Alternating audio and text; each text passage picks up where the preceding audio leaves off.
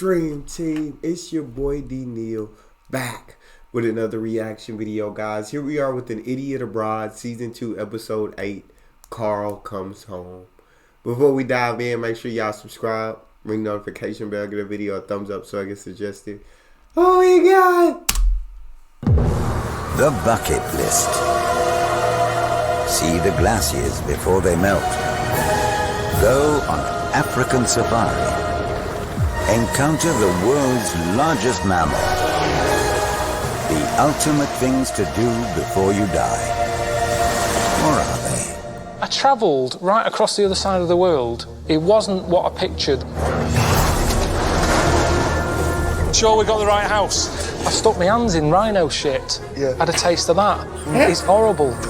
That's disgusting. I was proper struggling. I was losing weight and I was starving. That's rank. No. That does stink. Have a whiff of that. I liked the hippo in the house. That was the best of everything. There you go. I haven't quite got over it, and my heart's pounding still because it doesn't know what's gone on. And that's what you're like with this trip. You've nearly done me in.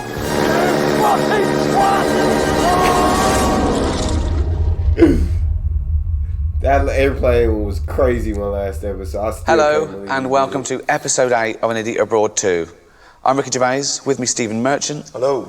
And the star of the show, the little round-headed twonk, that is Karl Pilkington. All right.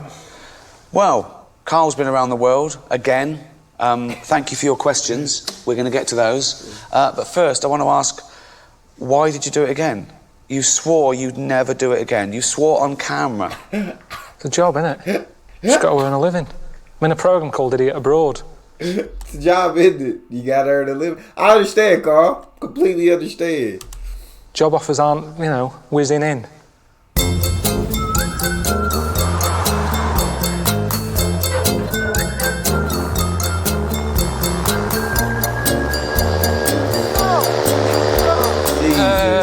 No. Let it happen. No.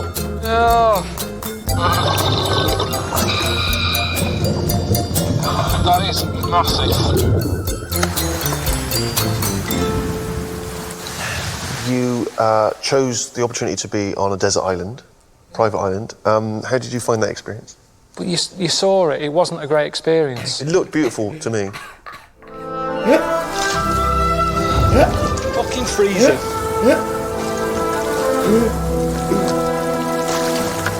It's just a bad start. It's like moving on a rainy day, this. I thought it was going to be sand. It's all bloody rock. I travelled right across the other side of the world. It's pissing it down. It wasn't what I pictured. That's what I'm saying. When you have a dream, your head puts everything as you'd want it to be. Yeah. I'm not sure Ricky would be happy about this, Karl. I don't give a shit. There's no way you'd be putting up with this. Pop it over your head. Keep warm. To be fair, stuck on a little island, dressed in leaves, with it lashing it down, and you having to build a shelter like a chimp in a tree with gaffer tape wasn't my idea of heaven either, to be honest. No. In my head, I was picturing A bounty a advert. bounty advert. That's what I was picturing. White sand, blue sea, couple of palm trees, Half a coconut with a bounty. bounty in it. Beautiful. But the point of that is, on the bounty advert, it's 30 seconds. She's loving that bounty. Bet she was pissed off after she'd eaten it. And that's the reality of it. Yeah. You don't look at the bigger picture, you go, that looks nice, and then you move on. One thing I've always wanted to do, and I hope I will get a chance to do it, which you did, to swim with sharks. It looks amazing. Stop it, Steven. Stop it. That man ain't never going swimming with sharks. He ain't never going... I just be hoeing him. That's all right, yeah. Good. Okay. Thanks for that, mate. You've Yeah, really, cheers. Brilliant. vividly brought that to life. Thanks. Yeah. You can ask me how to paint a picture.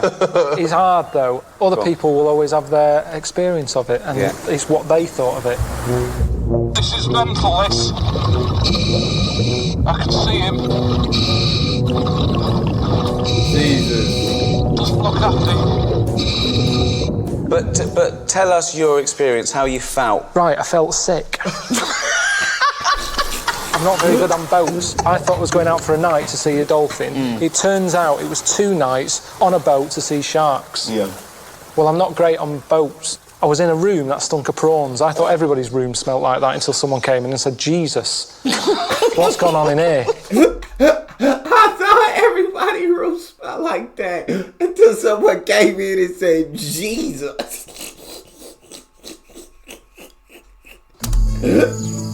See, the thing is, people are only thinking these things are good because they've seen it on the telly. They don't see all the work that goes into see it, all the the hassle, 10-hour the trek. work. Yeah. Is this how you imagined it? No, I didn't. Oh, fucking hell.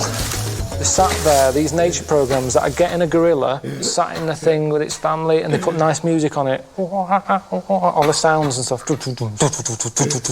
Gorillas traipsing through with the family. Oh, look, it looks amazing. Body popping. It's in bright, you know, HD. Oh, that's amazing, I'd love to be there.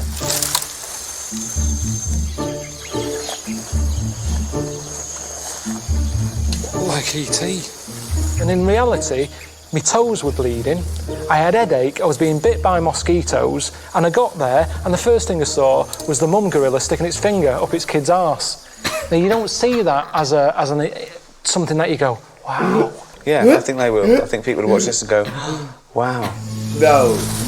And this one must be... I never looked at it and said, wow. There was a couple beautiful sights. Like when he did climb Mount Fuji and he got to look over at one point, I was like, man, that's a gorgeous sight. But would I want all those hours to get to that site? Probably not. Been one of the wonderful tracks. Wonderful. Yeah.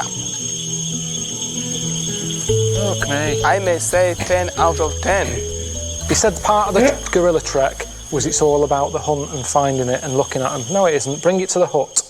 Bring it to the tent, sit it outside, I'll look at it for a bit, shift it. That's seeing a gorilla. Karl, we're often accused of bullying you. This is a recurring thing, isn't it, that we bully you? But both of us, and Ricky in particular, is always concerned about your well-being.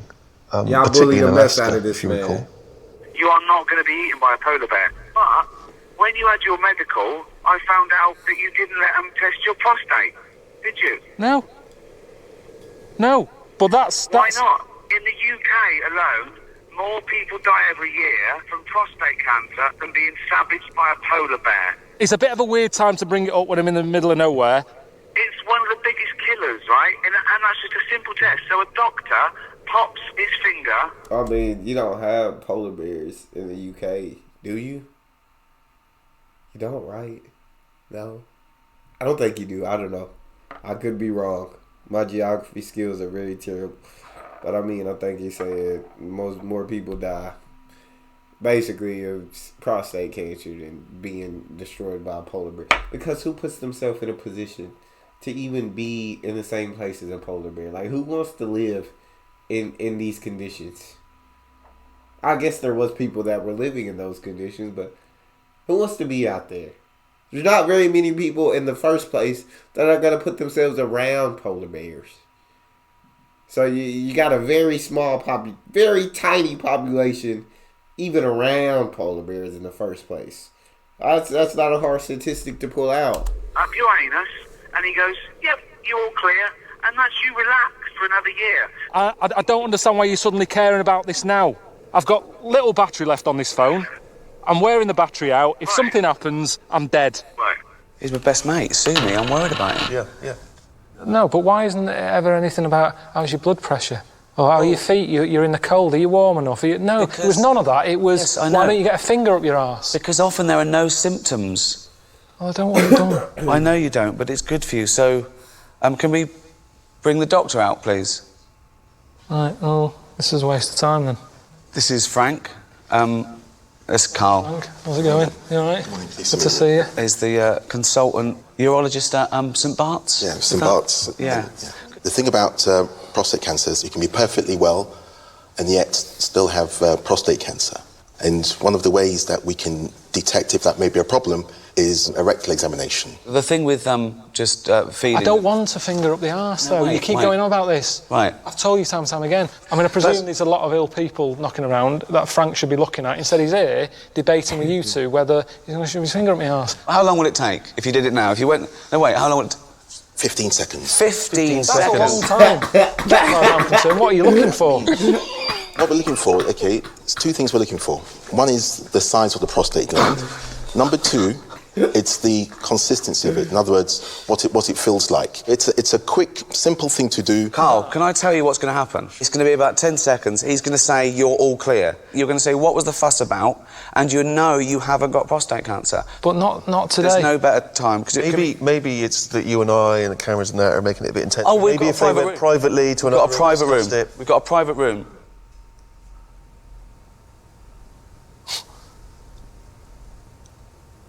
Top. Right, you wait here then. You stay here. I don't want you following wait here. Frank, do you want to follow Carl? Can you show Frank and Carl to a private room? Thanks. You may as well check his testicles while you're there. So what's the rules here? I mean, I know it's an important thing to have done. Yeah. But it's just the way they go about it. I've been travelling around the world in dangerous places. They've never cared about me before. Yet today they keep going on about having this done. Men are embarrassed about these things, you know. We're not used to these things. But for the sake of something that really is very quick and painless, we're talking about potentially saving a life. And before you know it, it's done and it's over. I know, but it's just... It's day in, day out. That's what you do? Seriously, every day? Every day of my working life, that's what I do. And are you going to move up and get to do something better, or is this your future now, just sticking your finger up a fella's arse? It's just part of the job, you know. A lot of time I spend in operating. A lot of time I spend in clinics. So how many people are you doing a day? 10 to 20 maybe. And which finger is it? Is it a big one or a little one? It's the index finger. Why is that? Why not just a little? Because the prostate lies a little bit in. Get your hand. You just couldn't do that with your little finger. So you're going round a corner. You've got to go in and round. You've got to go in and then slight twist. It's the thought is worth the actual delivery. Let's put it that way. It's the thought of it. All right. And okay. Let's do it then. Let's do it. Do you wear gloves? Yes. Do you know Richard Blackwood? Yes, the comedian. Yes. Yeah, he had a colonic on telly. Never seen again. I think that's far worse. So rest your pillow. Then what you need to do is you need to bend your knees up. Yeah. You need to pop that. Oh my God. So what I'm going to do, I'm just going to get some lubricating gel. Right. So what I'm going to do is. Oh my God. Pop your trousers down. Bend your knees up a bit more. Come towards me a bit more. So you're at the edge of the couch. Marvelous. Okay. Take a deep breath. Deep breath. And out. Okay. And relax. Breathe normally. I'm just going to pop a finger in now. Okay. Deep breath. Well done. Jesus. Well done. That's high up. Fucking hell. Right, that's surely enough, isn't it? Right, you're touching a lung.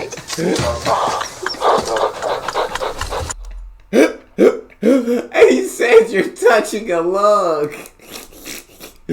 Nah, I don't know. Prostate cancer come from me. It just, it just may be my time, dog. It just may be my time. I cannot.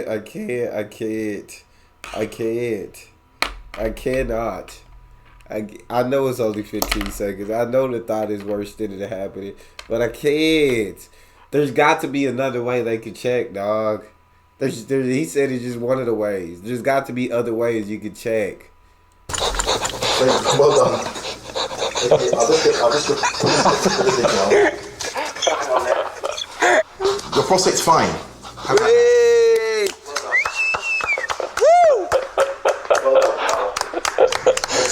Oh, God. Well done. Brilliant.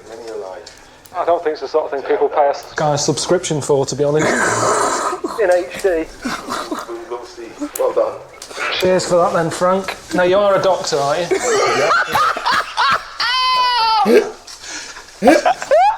Google me. You represent the men who will never have it done, some of which will die of prostate cancer. Genuinely. I haven't quite got over it, and my heart's pounding still because it doesn't know what's gone on. My body's gone, what just happened then? No one's ever been that high up. Oh my God. So you're a human magnet? Magnet. Magnet. So tacky. Look, they're not special or anything. What is going on? I've never heard of such a thing. Handy when out shopping. When you go food shopping. Carrier bags these days are really weak. But very thin. He comes out of Waitrose. Done. I can't think of anything where you go, brilliant. No. I'm a magnet. When do you need to be a magnet? Well, what superpower would you like then? I came up with one. I'd be bullshit man. There's so many meetings going on where people are bullshitting. I'd just like to walk in, I wouldn't need a special costume, just dress like this. And I'd fly in, I'd go bullshit. You're talking bullshit, and they'd go, oh, it's bullshit, man. And I go, yeah, it is bullshit, man. You're talking bullshit. And eventually, people would stop talking shit. That could take off. I quite like... I know you said you didn't want a costume, but if I could get a little costume for you, what colour would it be? I don't need a costume. No, but you don't need it, but if I got one for you, what would it have? No, I don't need all that, because that's just wasting time. That's more bullshit. But how do we know you're bullshit? How do we know you're bullshit, man? Because I flew in.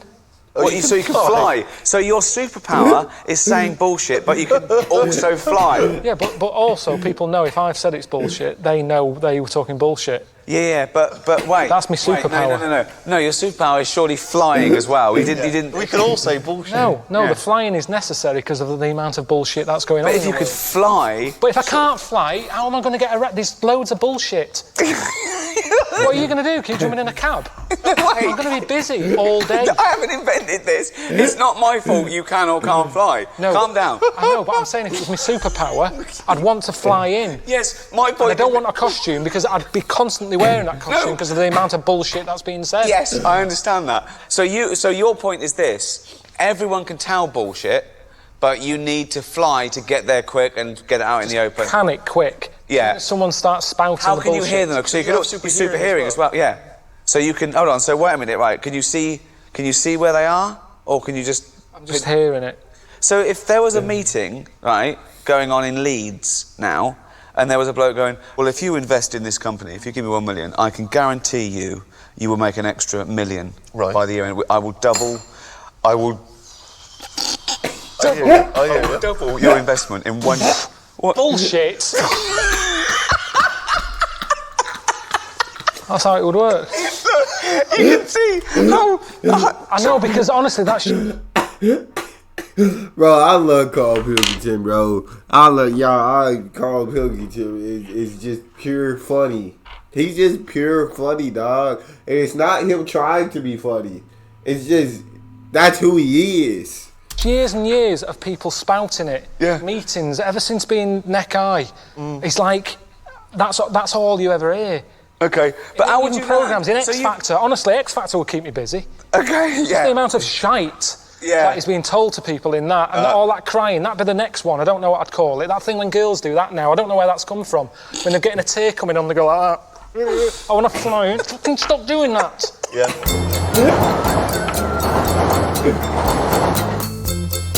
Oh. Fucking hell, that does stink. Have a whiff of that.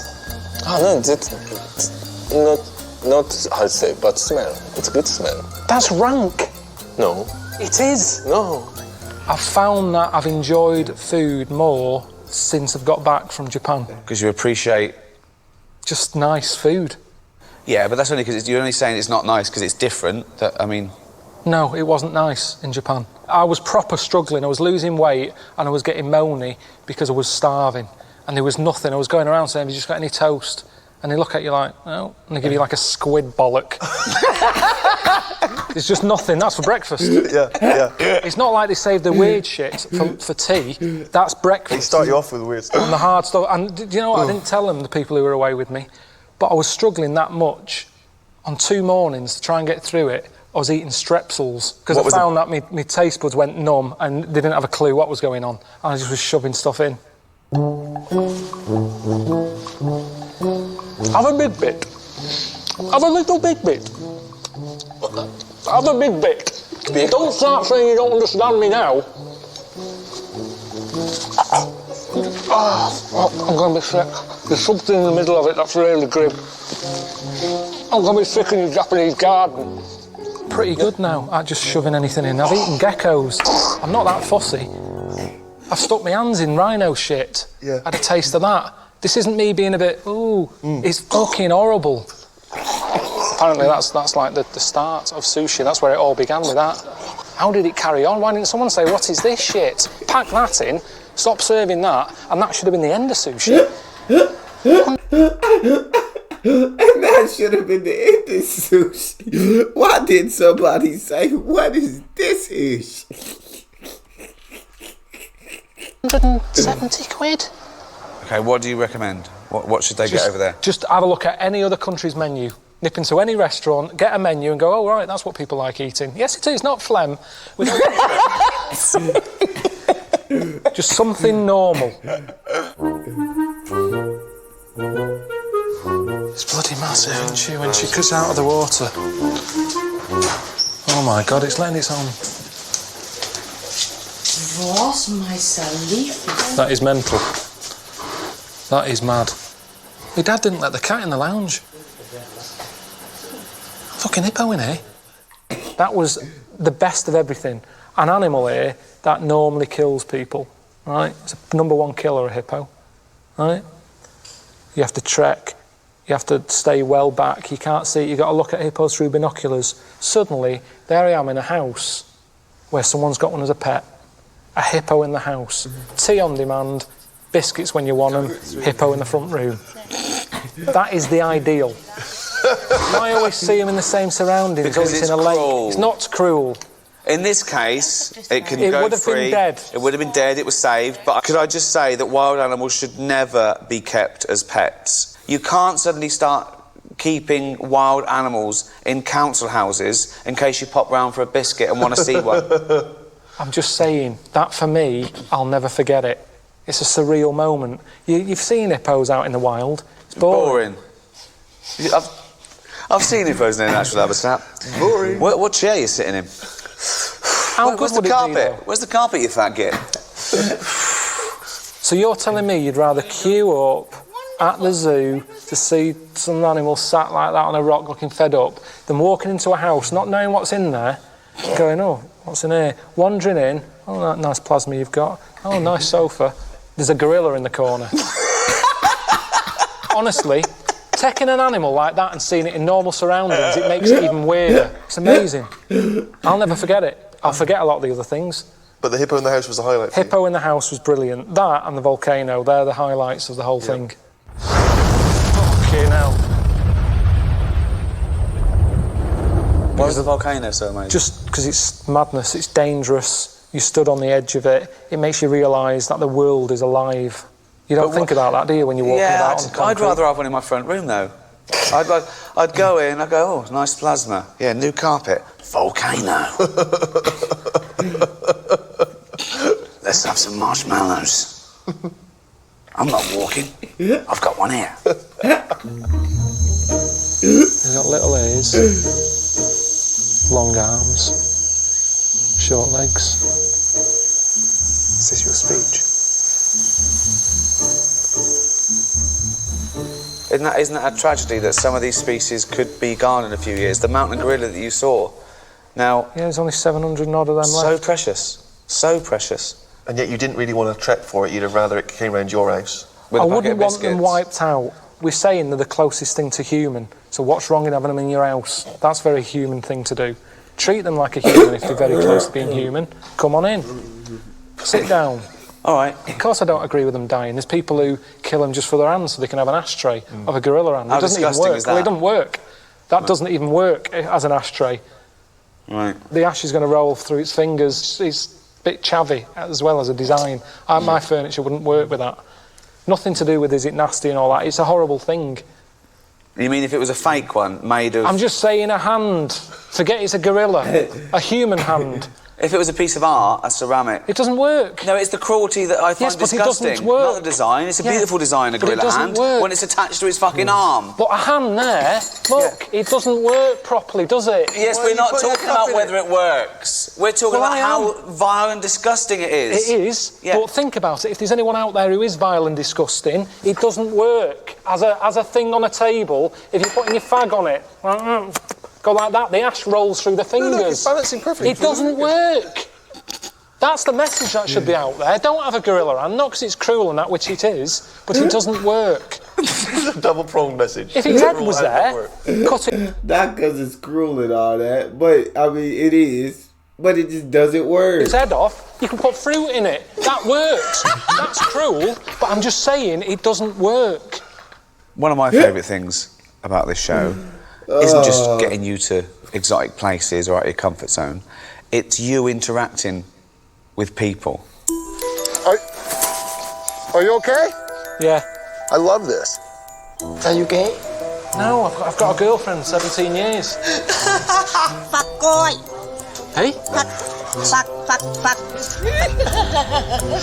Safety's on, that's an AK-47. Yeah, I've heard of them. Crisp, biscuit, fruit, wiggly worm. My favourite bit, I just think, when he was, cooking for the king, and then he got caught up in the moment, like it's suddenly his kitchen, when they go, they want another pudding. Who does? All of them. I've only got one tin of custard. Like suddenly, but he's the king. Not in my kitchen. I'm Karl, Cookie Pilkington. Pudding, chocolate, sponge, custard. Thank you. White warm. God, I'm knackered. No wonder Ramsey's always swearing. Karl? Yeah? I think they want another round of cake. Who does? All of them. I haven't got enough. I bought one box of custard. You took it so seriously. Because what's the point in doing anything if you don't? Good point. I mean, there are some great characters in this. One of my favourites is the Russian taxi driver. I'd love to get him over here and you show him around. No, you wouldn't know. I was stuck in a car with him in busy traffic in Russia. It was a nightmare. Hope you do not value life too much and got good life insurance. The brakes in this car just failed. It's the worst car I ever bought. It's British and I never thought a car could be made that bad. Right.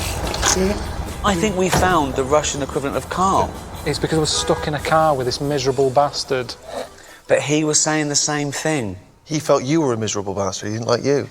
Russia, though, is quite... It felt like that. It felt like you're not meant to be happy. Maybe he's your bog-standard Russian. Everything's quite hard. Signs, the text on buildings. I've never been a lover of font. I think there's too many fonts. Right. But after being over there, they've got like one, and it's in capitals. It's yelling at you. Even if it's something nice. Kittens for sale.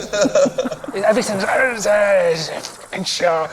Now, despite the fact you didn't really get on with Russia, the Trans-Siberian Express journey actually threw up some of your favourite things. You ended up at the Dwarf village. Great. I thought it was really good. I mean, how can you fault that? It was just slick. You had like a little Rich and Judy come out at the beginning. They sort of introduced everyone. Different singers. It was like our life, but miniature. It's like a little Britain's Got Talent. There was a little Peter Andre who came out, did a little sing-song. Little woman with glasses on, Lily Allen. It was just really familiar. Enjoyed it. And people at home, you'll probably get some going, it's not right. Shouldn't be looking at dwarfs singing and dancing on stage. But we do it with X Factor. The early stages of that are a load of divs. Everyone knows it. The people coming aren't pretending they're here just to see singing and dancing. They know the dwarfs. Everyone's having a good day. What's wrong with it, really? So if I was a dwarf, I'd definitely come here. Wouldn't hang around at home. There's nothing for you at home. You don't get looked after like this. You don't get given little houses and a stage to perform on and all that. I've always thought being small would be all right. Being a dwarf, I'd rather be a dwarf than like Steve, who's almost a giant, because the world's not made for a giant. Being a dwarf... Because the world's not made for a giant. I feel like Steve doesn't have too much difficulties in the world. I would being on a plane, loads of leg room, king size Twix is massive. The world's overpopulated, especially in China. They're like over 1 billion people.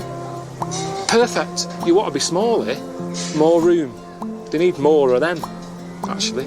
And then I look at it and I think, is that how we're meant to have evolved? Maybe that is the future. Maybe we're the odd ones out here, when you think about it. Be a dwarf. That's not good advice. Be a dwarf. Well, how? Right, fair enough. I'm just saying that it was one of the best times I had, that. And I think more people should go and visit, because that is helping them out. And something they haven't sort of tapped into, but I think they could make money from, is sort of renting themselves out to people who don't know if they want a kid or not. Because even though they were grown men, there's something that makes you want to sort of go like that on their head. Too many people jump into having kids and don't know if they want them or not. Yeah, pets. But would the dwarf have to affect the mannerisms of a child? They kind of do. The way they are around you, they're sort of laughing and joking. But that's what a normal person is, and most people are sort of laughing and joking. All right, what's your idea then? What would you get them to do? Get them to do anything. But they haven't got any work over there. But they can work. Doing what?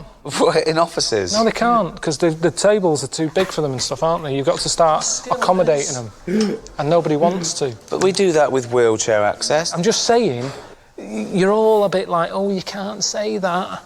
Well, yes, you can say that, because it's a load of old bollocks. What do you want to say? That we're I'm just saying there's nothing wrong with it. If one of them wants to act as a kid, rental, he should be allowed to. If one of them, I'm just saying, if one of them... kid rental with Dwarf. Now, of course, we asked viewers of the show to ask any questions that they'd like to ask of you, and we can put them to you. And this is from Sarah from St. Louis in Missouri.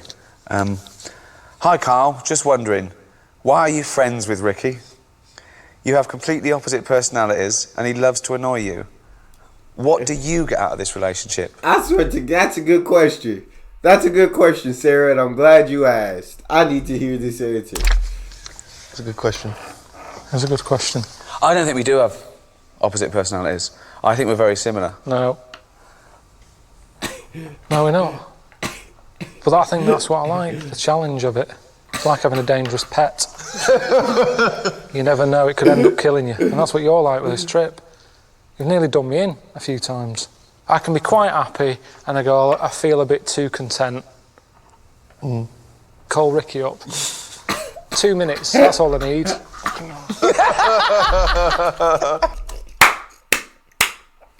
I feel a bit too content. 2 minutes, call Ricky up. That's all you need. All you need to bring you back down to earth. Wish I hadn't called him. Sure. Makes you feel alive. Bucket list. What do you want to do, Karl? I want to drive down Route 66. All right, then. What are we doing? You at the cuddle party. Couldn't stand it. I don't understand why you didn't just have a cuddle with someone. Well, with strangers? Yeah. What difference does it make? I think a hug is there for a reason. What's a hug there for? You hug someone when they're fed up. Well, I'm fed up now. No, you're not, though. Well, look. So you're abusing look, the hug. Karl, Gonna get Karl, one. look. You're abusing the hug. No, you're not going to get one when you're doing that. Well, we're not a bloke anyway. Well, no, I don't hug. You said it wasn't to do with male or female. You said it was to do with being a strangers. I know you better than anyone apart from Suzanne. Yeah, well, I'm still not happy with that. How would you feel if I scooted up behind you to spoon you? Would that be okay? Well, that's worse than a cuddle. That is a cuddle. That's more than a cuddle. What if I put my back to you and I face the other way? Well, that's all right, because that's just because it's crowded.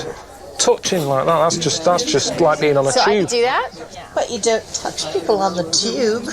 You do. In London you do. It's a nightmare in rush hour. Really? You'd love it. It's ridiculous going around cuddling strangers. But mates... Always hug. Do you want to hug me? Yeah. Only if it's all of us. I don't want him to feel left out. No, I'm not left out. You have a hug. You know each other longer than you. No, I'm not having a hug. Come on. Get off. Come on, have a hug. No, this is... Right. Come on, hug. I'm not happy with this. Get him down there, because the pump pad... It was like... Come on. So, hold on. I think you should be on the floor, and we should have a little man-wedge. Do you want to get on top of me, Steve? Let's have a little man-wedge. Well, I want a piece of Karl, like... I know, but you can have a little... Love man-wedge. Oh, that is... Oh. See? Fucking hell, I think I've got an erection. Oh, God! Well, if you've got one, I have too, Steve. Is that Frank again? What is your program? The program? The program, the name? Idiot Abroad. The board? Idiot Abroad. Idiot. I'll write it down. Idiot Abroad. Abroad. Abroad. Idiot Abroad. That's the program. The name of the program. โอ้ชื่อแปลกๆเนาะ Idiot Abroad. Yeah, don't shout about it. Idiot Abroad, the name. I know, I didn't want it. It was meant to be Karl Pilkington 7-1. Idiot. Yeah, I know. Abroad. Yeah, it's not good. It's the name. Yeah, there's the name. Yeah. Idiot. Div. Knobhead. Knobhead. Yeah. But I'm not idiot. Just a friend came up with the title. You are not idiot. No. Just only the name. I know. But ignore the name. Idiot. Abroad. Yeah. Okay. Oh my God. Let me ask you another question from our viewers.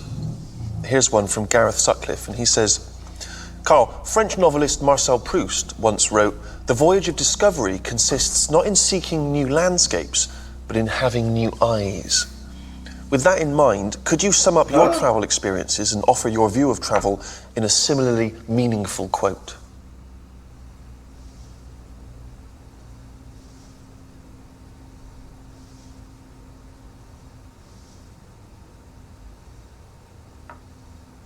Don't piss ass about travelling, getting jet lag, eating food you don't like. Shut your eyes and imagine stuff. Wow. Beautiful. Wonderful. I've had the shits.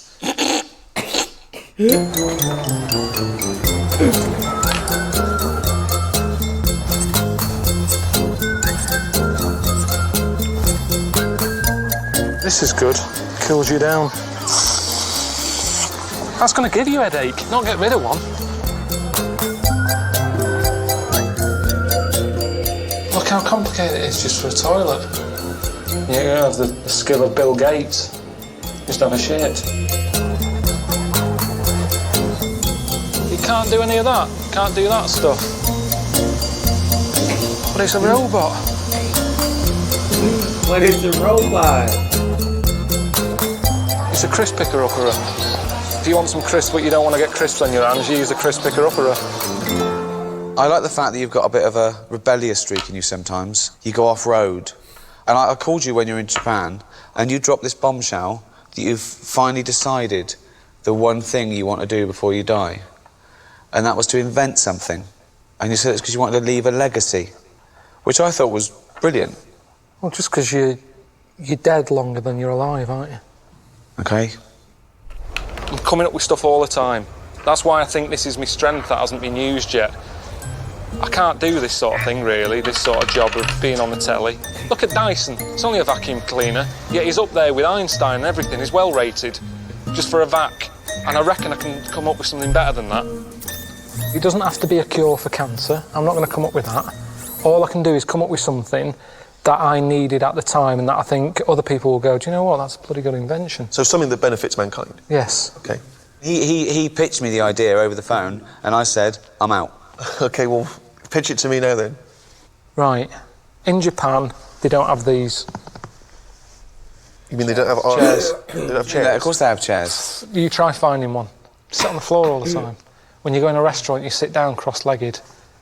Get a flat arse and your legs ache. Yep. Right? So you've invented what? It's the Pilco pump pant. I'm sorry, the Pilco pump pant? It's a pair of pants with a cushion built in the arse. The inflatable pant. Stops your arse from getting wet. There you go. For men or women. Do you know? I think I would take the Pilco pump pant. I would get me some Pilco pump pant. You feel me? Because, yeah. Sit down anywhere and be comfortable.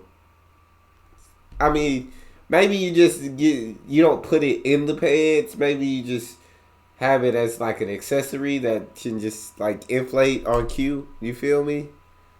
And you just carry it with you when you need, and when you're in a place where you can't sit down in a comfortable chair, but you need to sit, but you don't want to sit on something like hard. It inflates. Bam. Pilco pump pant. The thing you put on your neck.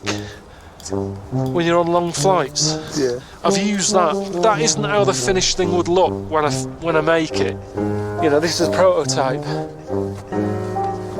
Pilco pant. Excellent. I sold some on a shopping channel. You're slagging them off, you're saying I'm out. Watch this.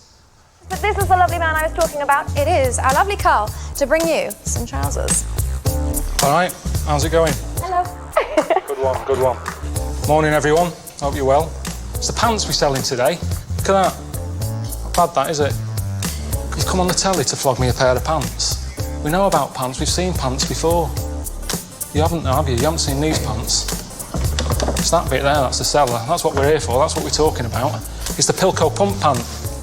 The way it works is you've got a big zip, a good quality zip. Look at that. Doesn't stick, it's a quality zip. Doesn't stick, quality zip, all right? He said, does it stick? It's a quality zip. Open it. There it is. There's the cushion. You might have one of these already. Shove it in there. You know you're going to be sat down for a while. You're waiting for that order of the sofa. You're waiting at the bus stop. You haven't got a seat because the queue's big. The buses are delayed. Where you're going to sit. But the beauty is you can sit where you want. Sit on concrete. Sit on the road. Not on the road. That's dangerous. Sit on the pavement. Sit on grass. How good is that? And there's only 15 pairs available. 15 pairs in the whole world. Do you want to be one of the 15? Still 15 left. To have the Pilco pump pant. Look at him. Look at him in them. There you go. It's terrible. Show you how easy it is again. It looks like some sort of medical procedure, doesn't it? That's what people would think if they saw you walking in. They think that you think you've had your arse removed. Get rid of that. Look at that for a pocket. Look at that. Like I say, we carry more and more stuff around with us. Think of carrying stuff in that. Your arse rattling around with stuff, mobile phones, football, laptops, iPads, all that lot. Fruit. Look at that. Look at the size of that. Who's pocket. putting a laptop in their arse? Bread. You nip out to the shop. Milk, loaf, you bread. You don't buy a carrier bag. They're charging you 5 pence a bag at the moment at the supermarket. Yeah. No, I'm not buying a bag. You just turn round at the cash point, stick your milk in there, stick your bread in there, off you go. A big, big pocket. You've got this. Health and safety these days. You've got that in there. You like a walk. Maybe buy some for your young kid. You're walking by the canal. He falls in. Is he a good swimmer? I don't know. You tell me. But if he falls in, he's got something to keep him buoyant. Upside down like that. He's like that. He's drowning. Like it might be a I'm just saying. Forget them. I think it's a good idea, Karl. I like your idea. That it could help you out if you fall in a canal, a lake, a river. Anything else? Anything else goes? Hang on, let's see how the orders are going. Have we had anyone calling in yet? 2 people on the phone. What do they want? Do they want to talk to me, or is that just... They've gone. We've sold them. Job done. Brilliant. Cheers for that, everyone. These are how they look in real life. This is the Pilky pump pant. Pilco pump pant. Yep. Okay. I mean, it looks ridiculous. It does look ridiculous. So does most fashion these days. Okay, no, good. Yeah, no, yeah. If it was, yeah, no, you're right. Yeah, it's all Sit arbitrary. down. Yeah. Sit, why are you sitting Well, here's the chair. You don't need a chair. That's doubled up. You must be too comfortable. Sit on the floor. All right. Sit on the floor there, because that'd be...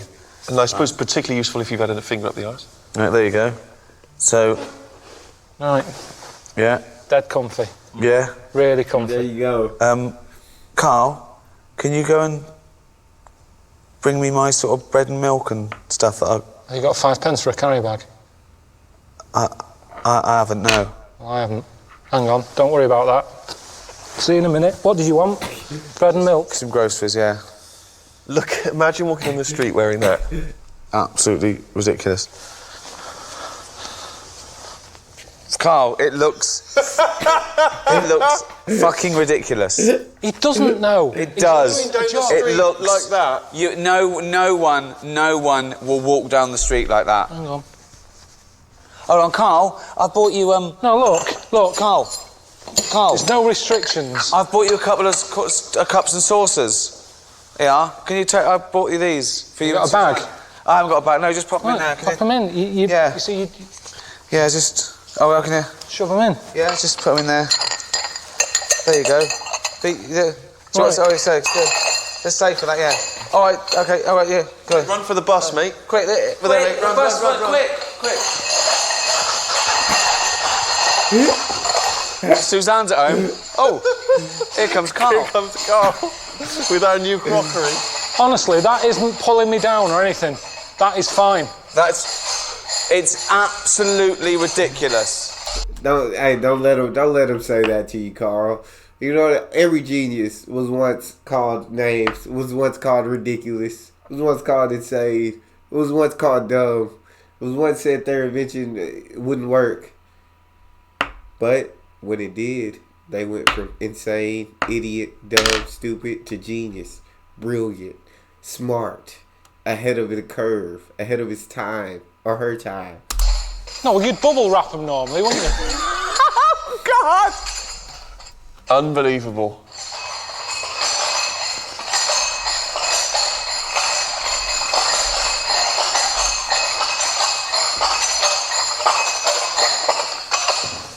They got to be broken, though. They got to be broken at this point. I just got to say, Karl, I was impressed all the way around with the stuff you've done. I like the fact you didn't do stuff you didn't want to do. I thought it showed real drama and resolve. You weren't just a puppet. You weren't just an idiot, an adrenaline junkie. You were doing things that mattered to you. Is there anything, though, you didn't do that you wish you had?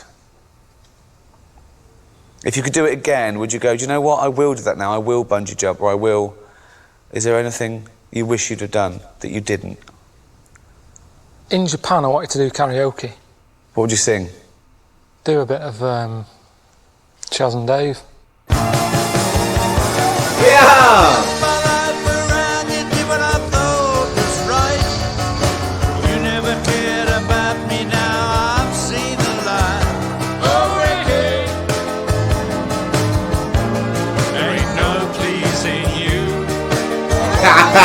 Thanks.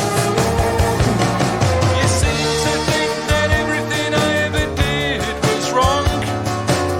I should have known it all along. Oh, Ricky. There ain't no pleasing you. I'm angry with you because you're so useless. You only had to say the word bullshit. And you knew I'd do.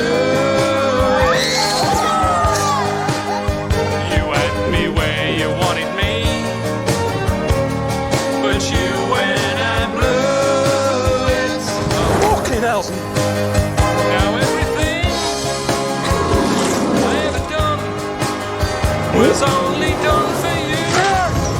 Karl, I think you can sing. But now you're gonna do just what you want to do.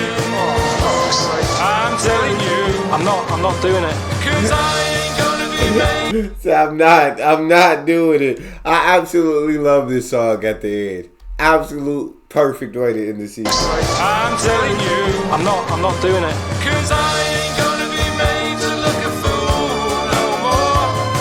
You've done it once too often, what do you take me for? Oh, Ricky, Smile. ain't no pleasing you. Just get up and keep rolling. You can do it. Yeah. And if you think I don't mean what I say and I'm only bluffing, Did you do it? Yeah. you got another thing coming, I'm telling you that for nothing. Oh, Ricky, I believe it. Fuck me! That's what I'm gonna do. Absolutely love Karl Pilkington. Love An Idiot Abroad. We got another season in store. That's all we got. Make sure y'all subscribe, ring notification bell, get a video a thumbs up. It's your boy D Neil. Out.